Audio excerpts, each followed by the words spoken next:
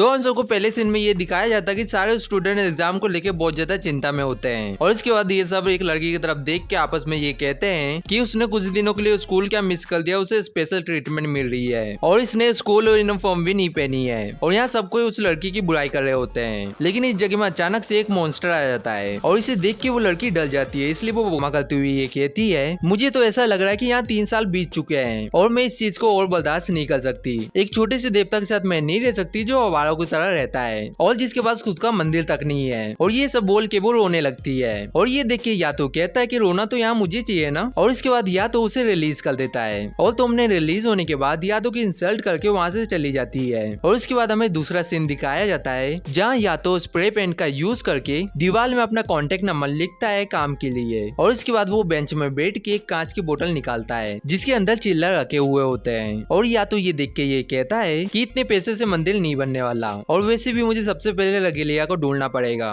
और भले ही मैं गॉड हूँ लेकिन मैं बिना रेगेलिया के मैं भी सेफ नहीं हूँ और इस तरह से मैं अपने काम पे नहीं जा सकता और वैसे भी मुझे इतने काम मिलते कहाँ हैं। लेकिन तभी यहाँ यातो को किसी का फोन आता है और वो कॉल को उठा के ये कहता है कि कॉल करने के लिए शुक्रिया, fast and affordable delivery God या तो आपकी सेवा में हाजिर है। क्या कहा माय लॉर्ड मिसिंग है। और उसके बाद हमें दूसरा सीन दिखाया जाता है जिसमें 3 लड़कियां एक मिलोड नाम की गुमशुदा बिल्ली के बारे में बात कर रहे होते हैं और ये लोग बात करते करते इनका टॉपिक भगवान के ऊपर शिफ्ट हो जाता है और यहाँ हीरो की फ्रेंड हीरो से ये पूछते हैं कि तुम्हें कौन सा गॉड पसंद है और यहाँ हीरो ये कहती है कि तुम जानना चाहती हो कि मैं किसे मानती हूँ और ये बोल के हीरो एक वीडियो दिखाती है और हमें हीरो के मोबाइल में एक फाइट दिखाई जाती है और हीरो की दोस्त उससे ये कहती है क्या उस फाइटर के अलावा कोई है जिसे तुम पसंद करती हो, जैसे कोई हमारी एज का। तो हीरो थोड़ा सोचने के बाद ये कहती है कि ऐसा कोई नहीं है जिसे मैं पसंद करती हूँ। लेकिन तभी यहाँ हीरो की नजर यातो के ऊपर पड़ जाती है और यातो इसे देख के बहुत ज्यादा हैरान हो जाता है। लेकिन हमें बाद में ये पता चलता है कि वो हीरो को देख के हैरान नहीं हुआ था, वो हीरो के पीछे जो बिल्ली थी वो उसे देख के हैरान था, जिसके बाद वो काफी तेजी से माय लॉर्ड के पास जाने लगता है। लेकिन तभी अचानक से हीरो उसके पीछे आके उसे धक्का दे देती है क्योंकि उसके सामने एक बस आ जाती है और इस एक्सीडेंट की वजह से यहाँ लोग जमा होने लगते हैं। और इसके बाद हीरो यातो से ये कहती है कि तुम किस तरह के इडियट हो जो इस रोड में ऐसे भाग रहे हो और तुमने ये रियलाइज किया है कि तुम इस जगह में मर सकते थे। लेकिन यहाँ या तो ये कहता है कि तुम्हें दूसरी तरफ देखना चाहिए जहाँ अकीरा दूसरी योरी को उठाने की कोशिश कर रही होती है जिसे बस से टक्कर लग गई थी और ये देख के योरी बहुत ज्यादा कंफ्यूज हो जाती है। और इसके बाद हमें दूसरा सीन दिखाया जाता है जहाँ योरी की आंख हॉस्पिटल में खुलती है और उसके सामने उसके मॉम और डैड होते हैं और यहाँ योरी की मॉम को यहाँ बहुत ज्यादा चिंता हो रही होती है और इसलिए वो अपने हस्बैंड को योरी को चेक करने के लिए बोलते हैं। तो या तो योरी के कम्बल के अंदर आके ये कहता है कि तुम फास्ट, वो ये रियलाइज करती कि ये वही लड़का है जो एक्सीडेंट वाली जगह में था और या तो ये कहता है कि मुझे बचाने के लिए शुक्रिया, लेकिन मुझे बस से बचने के लिए मुझे किसी की मदद की जरूरत नहीं है, लेकिन मुझे पहले कभी किसी इंसान ने बचाने की कोशिश नहीं की है। और यहाँ योरी ये कहती है कि मुझे समझ नहीं आ रहा है कि तुम कौन हो। या तो कहता है कि ये बहुत ज्यादा आसान है, मैं एक देवता हूँ। और ये सुनने के बाद योरी को ये लगता है कि ये कोई पागल है, इसलिए वो पुलिस को कॉल कर देती है। लेकिन तभी या तो उसे रोकते हुए ये कहता है कि मैं सही में एक देवता हूँ, मैं हूँ गॉड यातो।